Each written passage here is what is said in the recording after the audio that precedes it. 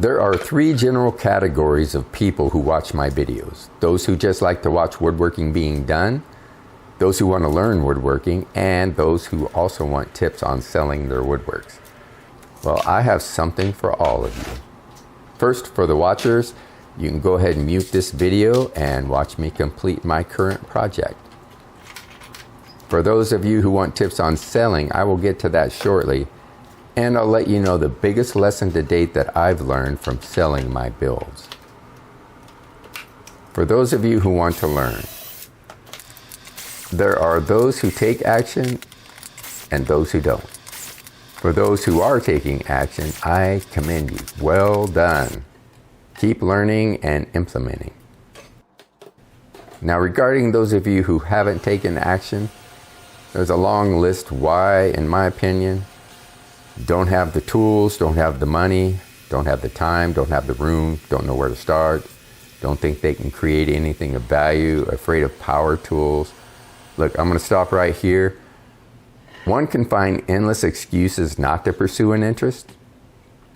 Yes, and I did use the word excuses.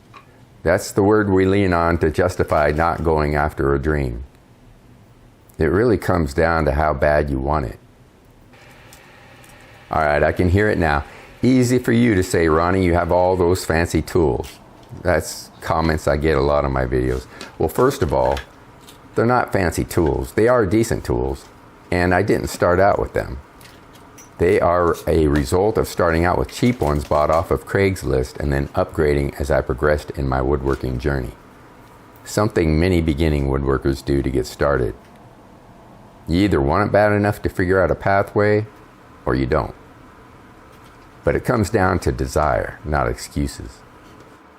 If you don't want it that bad, that's fine. Best to figure it out early on with inexpensive tools. You can start with a handsaw and a drill. I can say that because I put out a video recently doing just that, building something that shops sell on Etsy, just to show you it can be done. I'll put a card above linking to that video. All right, now I want to share with those of you who want to hear my biggest lesson learned selling my furniture. Some of you longtime subscribers may have heard this, but it's been a few years since I told it. I'll put a card above to the full backstory video, but the shortened version is I stain or paint the entire piece of furniture or woodwork that I intend to sell. The bottom side, anywhere there's bare wood, it gets covered. Again, check out the video to hear the reason why.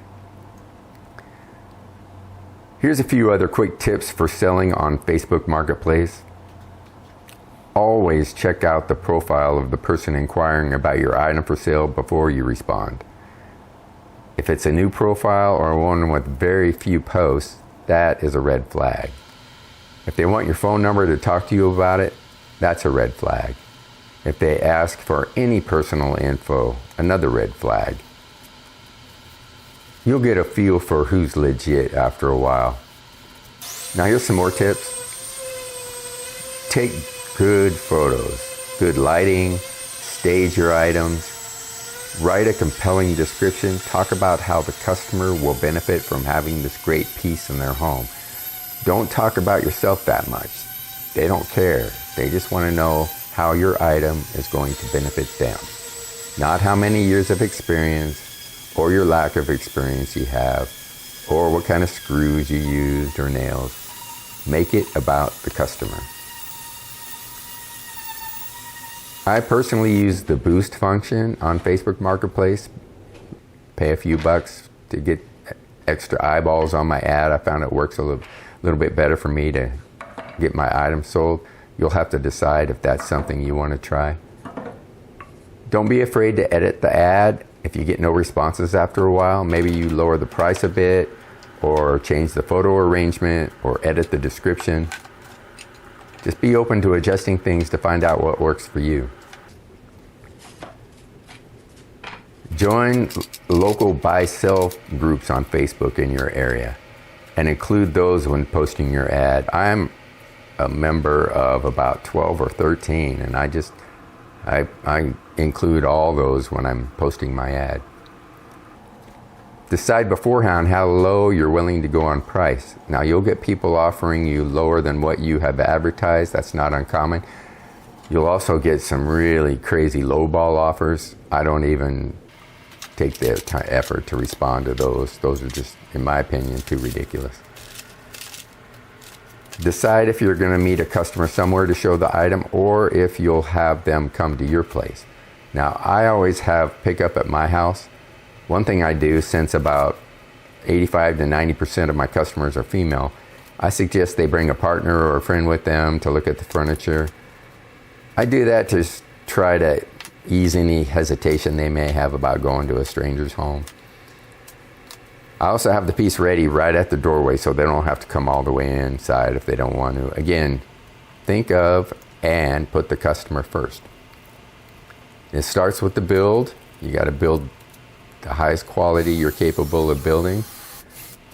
Moves on to the ad. You want to present the best ad you can present, and then when they come to take a look, you want to treat them the best way you can treat them. Another thing I do is hang a business tag on the piece with my contact info and a big thank you for supporting local business message on it. You will eventually start getting people contacting you that saw your piece in a friend's house and maybe they want something for themselves.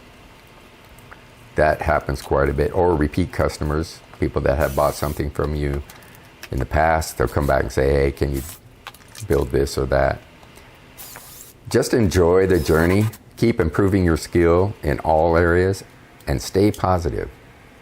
You know what? I'm rooting for your success. Thank you so much for watching and listening. Hey, I'll catch you on the next video.